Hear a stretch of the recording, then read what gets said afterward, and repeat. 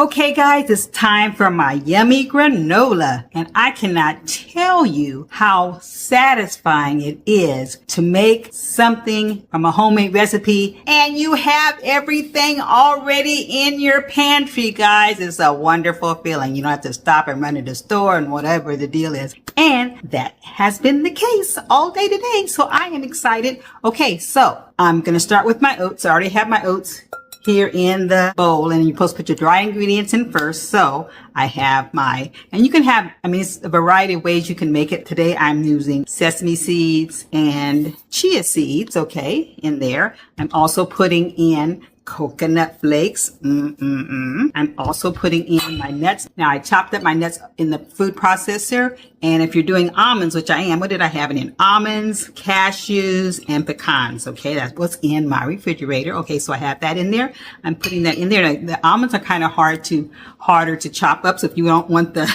cashews and stuff to turn to powder, you may want to separate the almonds and crush those up by themselves. Of course, you don't have to crush them up at all if you don't want to. Not crush, really just chop them a little bit, but I like to do that. So that's in there. Okay, and then I'm going to put, now I put all of this in one bowl just to be more convenient for you guys. And it has my honey in there, it has my maple syrup, and it has my avocado oil already in there. And the amounts are in the recipe, but it's like 2 tablespoons, I think, of each, maybe 1 tablespoon of avocado oil. But anyway, pouring that, so look at the recipe. But anyway, pouring that in there, yummy, yummy for my tummy, and adding I'm putting some nutmeg in there. You can add, like I say, the recipe has a lot of different options. And then if you want to put raisins in there and dates and stuff in there, you can. I have sometimes. I'm not today because I don't want to.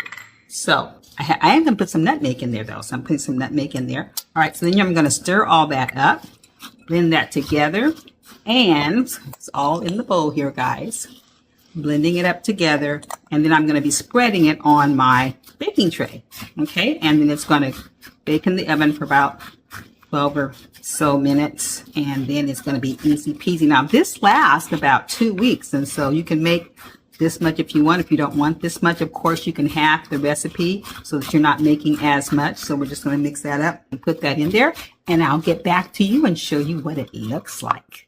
Okay, so here is, guys, it smells so good. Here is the cooked version here. It's all cooked. Actually, I cooked it for about 15 minutes, I guess. And I'm thinking about the parchment paper, and I remember they were saying that the reason why they use parchment paper is so that the honey and stuff won't stick to the tray. So it'll stick with the granola and not drip on down to the bottom of the tray. So I thought you should know that. Also, I think you should know that I did add some pepitas after I filmed it. I forgot I didn't put the pepitas in. And although Oliver eats up the pepitas like they're going out of style, there was a half a cup left. Exactly. I'm going to have to go to the store and get them some more later.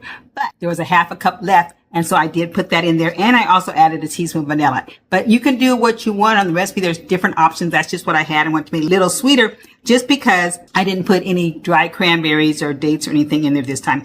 But guys, it is delicious. Not real sweet, but nutty. I did put nutmeg in there.